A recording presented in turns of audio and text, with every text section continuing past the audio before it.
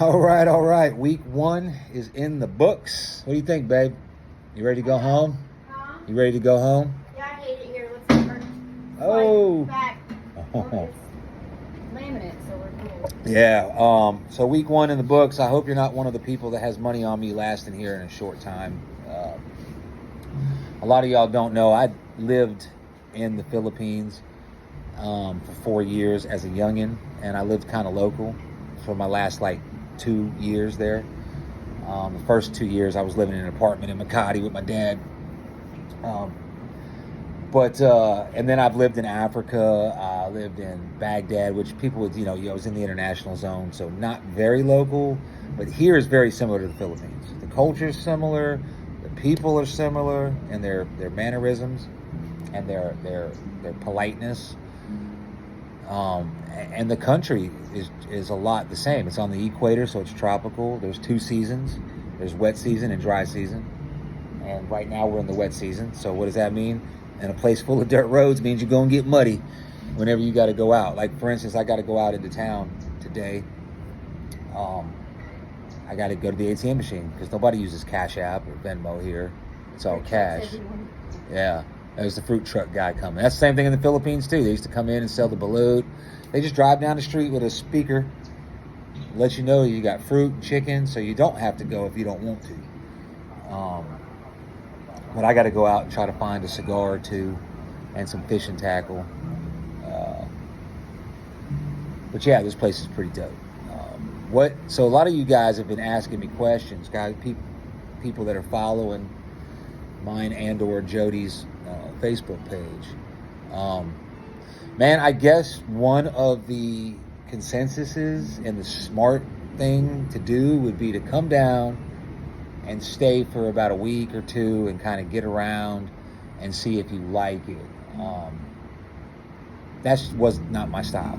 I think me and Brendan had many conversations about what if this and what if that, and what if that, and what about this and what about that. Man, I just like to jump in feet first. Yeah, there he goes. See, that's the fruit guy. I don't speak fluent Spanish yet. Matter of fact, I don't really speak Spanish at all, but I know what papaya means.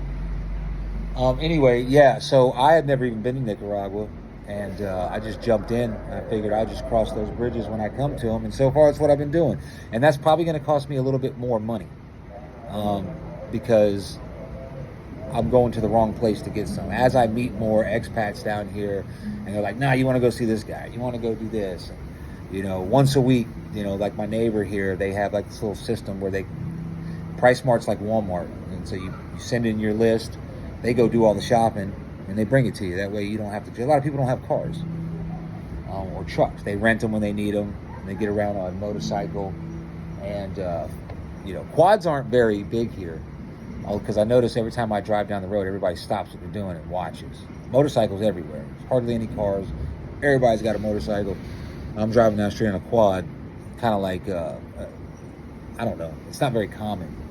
Like, who's this gringo on a quad? But yeah, definitely not going. I think John is kind of on, he has his moments where he loves it here, he thinks it's great, but then he's got his moments where I think he wants to retreat to his bedroom and plays video games, which they took his PlayStation at Customs, and so I need to get him a new one. But yeah, that's it. That's week 1 in the books. We're having a good time. We're not in a resort. You know what I'm saying? Like I said, our power goes out. There's no hot water. No running hot water anyway. So cool, lukewarm showers, which is good for you, and I like better anyway.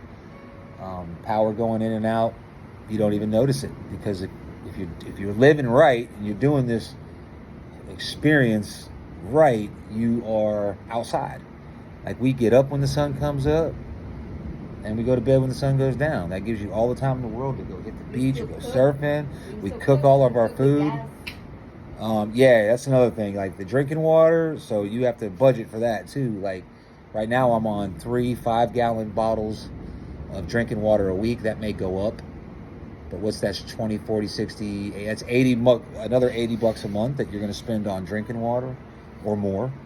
A lot of people don't brush their teeth in the running water. I do. I always have done that. in every country I've gone to. But a lot of people brush their teeth with the bottled water, so that's going to make your consumption go up. Your gas, you got to make sure you have a spare can of gas for your stove. What else? Oh, dogs. If you don't like dogs, don't come here. Dogs are everywhere.